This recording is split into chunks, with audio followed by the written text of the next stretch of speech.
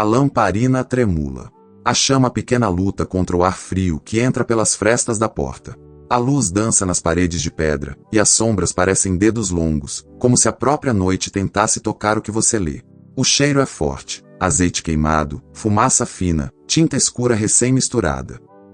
Seus dedos correm pelo pergaminho de Malaquias. A textura é áspera, viva, como pele de animal curtida. O rolo rende baixinho quando você abre mais um pouco, e esse som, esse simples som, parece alto demais num mundo que aprende a viver sem ouvir novidades do céu. Você lê devagar, como quem mastiga o último pedaço de pão para enganar a fome. E então a promessa prende seus olhos. Eis que vos enviarei o profeta Elias, antes que venha o grande e terrível dia do Senhor.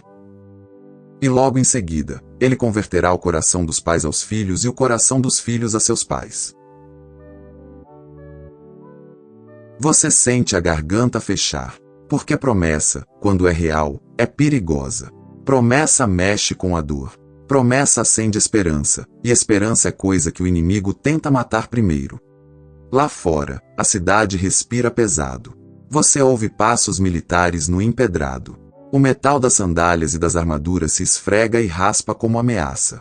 Moedas tilintam em algum lugar, e há vozes em idioma estrangeiro misturadas ao hebraico nas esquinas. Há um riso curto, de quem manda, e depois um silêncio que não é paz, é vigilância. Você enrola o pergaminho. O som do rolo fechando marca o fim de uma era. E o começo de uma espera que ninguém escolhe. O couro prende, a fita amarra, e o pergaminho fica ali, quieto, como se a última palavra escrita fosse uma porta fechada. E é aqui que o coração aperta, porque você conhece esse lugar. É como começar um novo ano com o peito pedindo direção, e o céu respondendo com vento. Você olha para a chama. Ela não fala. Ela só arde. E uma pergunta atravessa você como frio. E se Deus ficar em silêncio? Você não fala alto. Você não quer que ninguém ouça sua fraqueza. Mas por dentro, a sua alma sussurra: Senhor, o que eu faço quando o Senhor cala? O tempo não responde. O chão não responde. O céu parece fechado como pedra. E ainda assim, você respira. Porque alguma coisa em você sabe, quando Deus cala, não significa que Deus some. A cidade segue. Os passos seguem. A vida segue. Mas agora, você percebe, existe um silêncio que é só vazio, e existe um silêncio que é gestação. Você sente isso sem saber explicar. Como quem sente o peso de uma tempestade antes da primeira gota. E então o mundo entra na longa noite. Os anos passam como areia entre os dedos. Você tenta segurar, mas escorre. Impérios trocam de rosto, mas a sensação é a mesma, ser pequeno sob botas grandes. Você caminha por ruas onde bandeiras mudam, selos mudam, impostos mudam, e ainda assim, a humilhação tem o mesmo gosto amargo na boca. Às vezes, uma notícia chega como faísca: tem revolta em tal lugar. E por um instante o peito esquenta, como se a liberdade estivesse a uma esquina de distância.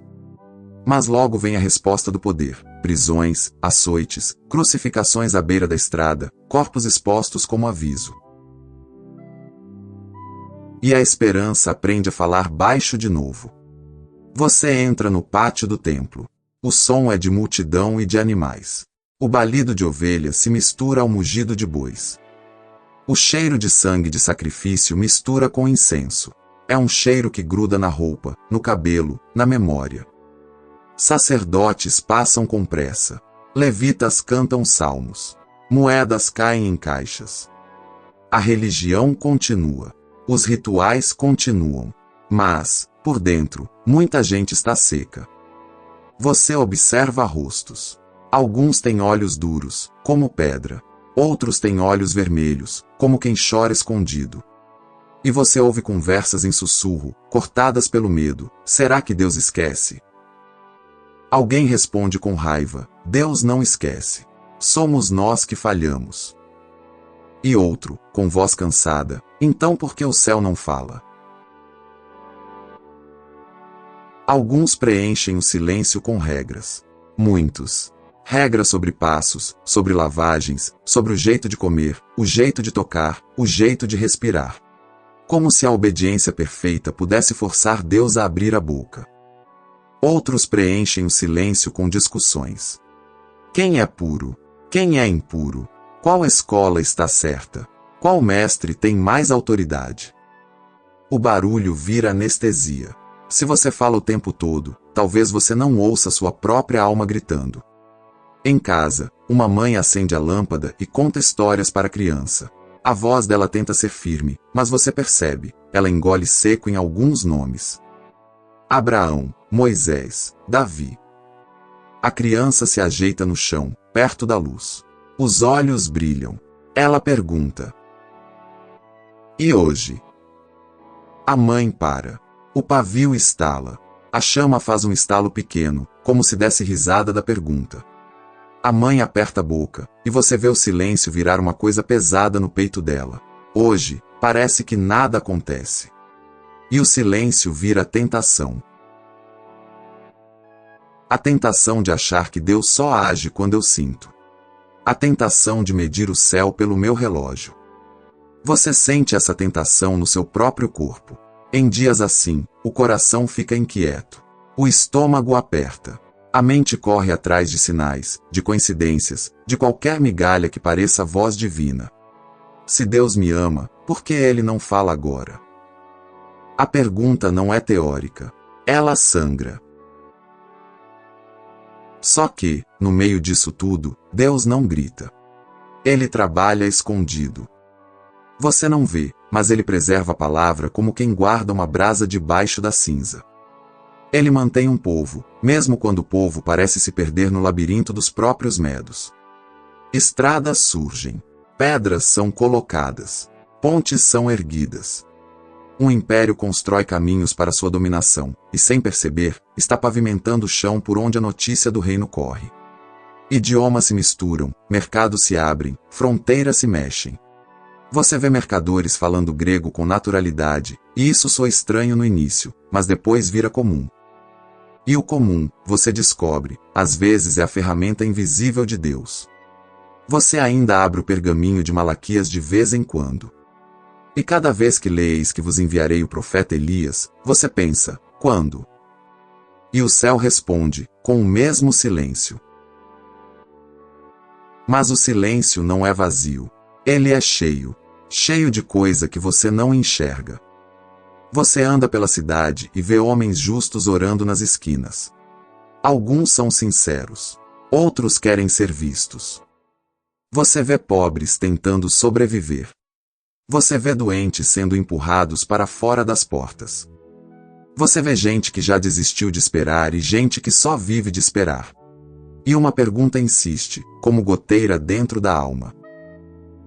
Será que o silêncio é abandono, ou é preparo? Agora você entra no templo em um dia comum, ou pelo menos, parece comum. O sol bate nas pedras claras do pátio e reflete nos olhos. Há poeira no ar, e ela dança em feixes de luz. Você sente o cheiro do incenso antes de ver a fumaça. Ele entra pelo nariz e parece tocar a garganta, como se a oração tivesse aroma. Um sacerdote idoso caminha para dentro. O nome dele corre em sussurros entre os que conhecem, Zacarias. Os passos dele são cuidadosos.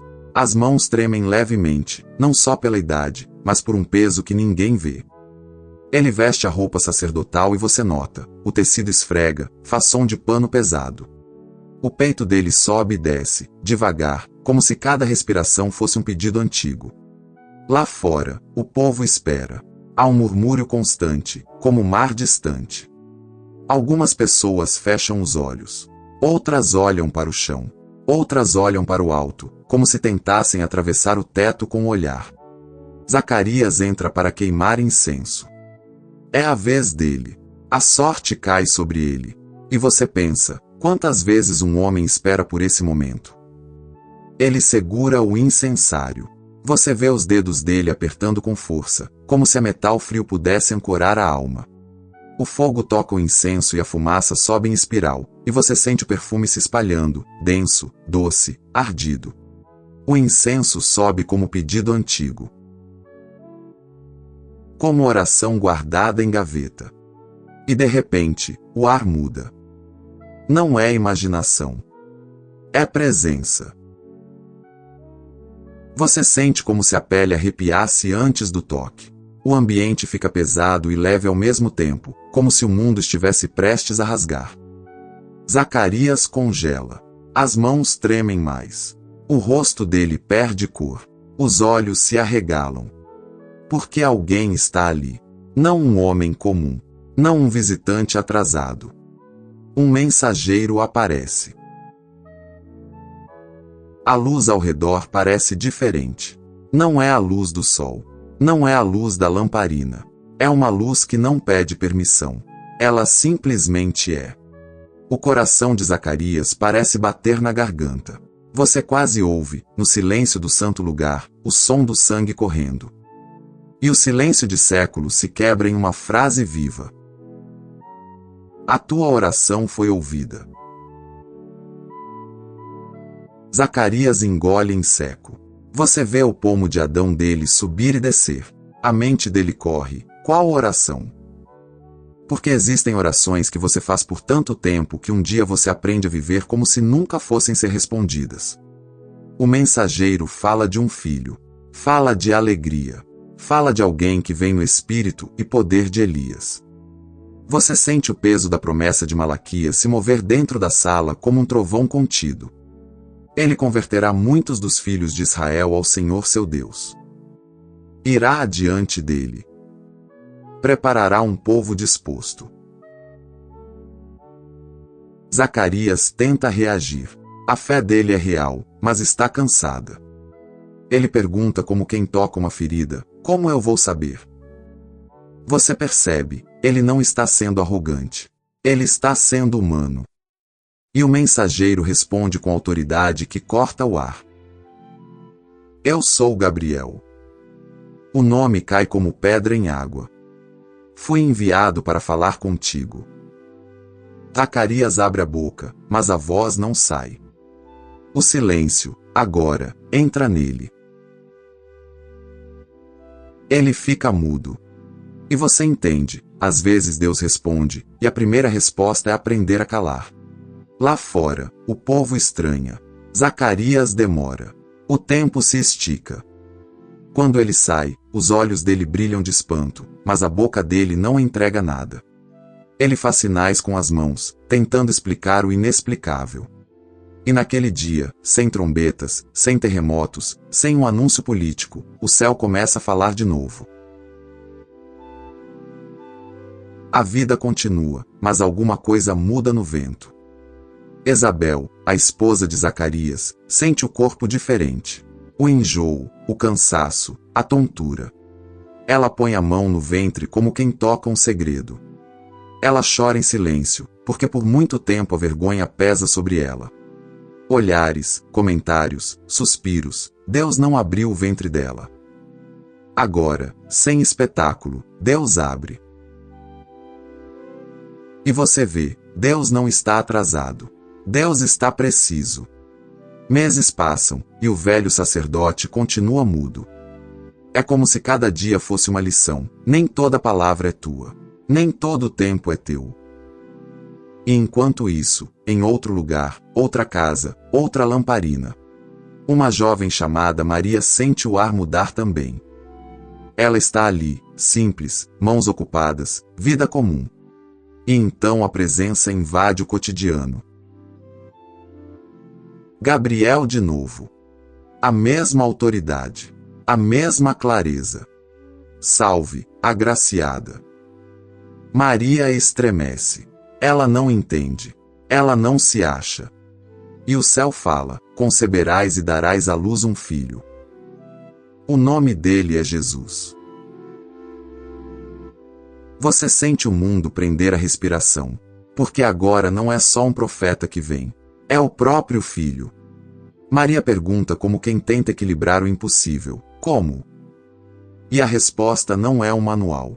É uma promessa. O Espírito Santo virá sobre ti. E quando Maria diz eis aqui a serva do Senhor, não é frase bonita.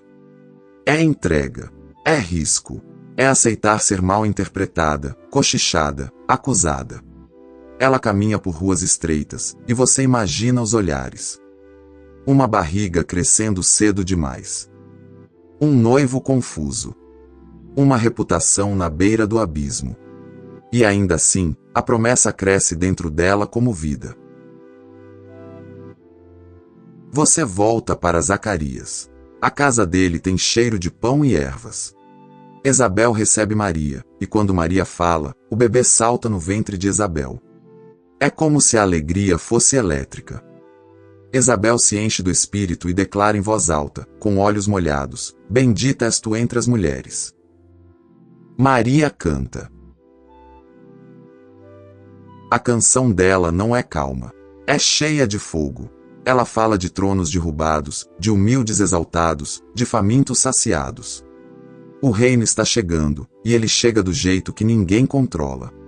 Enquanto reis se acham gigantes, Deus escolhe ventres, casas simples, desertos. E então chega o dia do nascimento de João. A casa enche. Vizinhos chegam. Parentes chegam. O choro do bebê corta o ar. Um choro forte, vivo, como trombeta de carne. No 8º dia, eles querem chamar o menino de Zacarias. É tradição. É costume. Mas Isabel diz, firme, não. Ele será chamado João. Há espanto. Há protesto. Há dedo apontado para Zacarias. E você? Ele pede uma tabuinha. A mão dele treme. Ele escreve devagar, como quem abre um selo. João é o seu nome. E naquele instante, a boca dele se abre. A voz volta como o rio que rompe barragem. Ele bendiz a Deus. Ele profetiza. Ele fala de salvação, de misericórdia, de luz que visita os que estão nas trevas. Você sente o arrepio, o silêncio de séculos vira canto. E o menino cresce. Ele cresce diferente. O olhar dele é firme cedo. O corpo dele aguenta o duro. Ele não se encaixa em salas confortáveis. Um dia, você o vê indo para o deserto. O deserto tem cheiro de pedra quente e vento seco. A areia bate no rosto como agulha. O sol queima a nuca. A garganta pede água o tempo todo. E ainda assim, o deserto tem uma clareza que a cidade não tem. Você ouve o som de gafanhotos estalando quando ele mastiga. O mel selvagem gruda nos dedos. A roupa dele é áspera, pelo de camelo raspando a pele. E então João respira fundo, como quem recebe fogo por dentro, e grita: preparai o caminho do Senhor. A voz dele rasga o silêncio como faca. A mensagem dele não massageia. Ela desperta. Pessoas saem da cidade e vão até ele. Fariseus vêm, com roupas bem cuidadas e olhos desconfiados. Soldados vêm, com poeira nas pernas e culpa nos olhos. Cobradores de impostos vêm, com moedas pesando no bolso e vergonha pesando mais. E João não alisa ninguém. Ele chama, ele confronta, ele aponta para uma água que não é só água, é arrependimento, é retorno, é coração quebrado. Porque a promessa de Malaquias não é só sobre um profeta vindo. É sobre corações voltando. Pais e filhos. Filhos e pais. Gente voltando para Deus. E aqui, você entende uma coisa. Quando Deus fica em silêncio por um tempo, Ele não está perdendo o controle. Ele está preparando um povo capaz de receber o que vem. Porque se a luz entra numa casa que ama as trevas, a luz é odiada. Mas se Deus prepara o coração, a luz é recebida como água no deserto. E então, ele vem. Jesus pisa na terra. Você vê os pés dele na poeira. Não há carruagem dourada. Não há guarda de honra. O filho entra no mundo pelo caminho da simplicidade. Ele caminha até o Jordão. O rio corre barrento, e o sol reflete em ondas pequenas. João olha para ele e para por um instante. É como se o deserto inteiro ficasse em silêncio outra vez. João aponta, e a voz dele treme com reverência. Eis o Cordeiro de Deus, que tira o pecado do mundo. Jesus entra na água. A água toca a roupa, pesa no tecido. Ele se abaixa, e o rio abraça o corpo dele como sepultura e como ventre. Quando ele sai, a água escorre do cabelo, do rosto, das mãos. E o céu se abre. Não é metáfora. Você sente como se o ar rasgasse. O espírito desce como pomba. E uma voz que não se confunde com vento, declara: Este é o meu filho amado, em quem me comprazo. O silêncio não era abandono. Era a preparação do palco. Deus está alinhando história, reis, estradas, línguas, corações cansados, para que, quando o Filho chega, o mundo entenda. A luz entra na noite. E quando Jesus começa a falar, não é um plano improvisado. É resposta que amadurece no tempo certo. Ele abre a boca, e os pobres respiram. Ele toca leprosos, e a pele doente sente calor de vida. Ele fala com pecadores, e os olhos deles param de fugir. Ele atravessa Samaria, e os discípulos fecham a cara e cospem no chão ao cruzarem a fronteira, mas Jesus continua andando, como quem pisa em ódio antigo para plantar graça nova.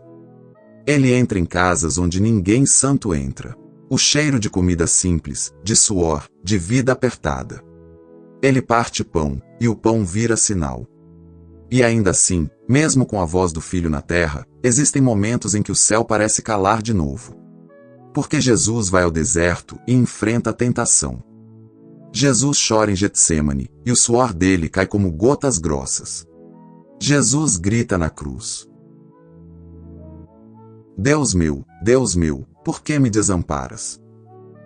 Você sente o choque dessa frase, porque ela prova uma coisa: o próprio Filho entra no lugar onde você teme entrar, o lugar onde parece que Deus não responde do jeito que você gostaria. Mas ali, no silêncio do sábado, quando o corpo dele descansa na pedra fria do túmulo, Deus trabalha escondido de novo.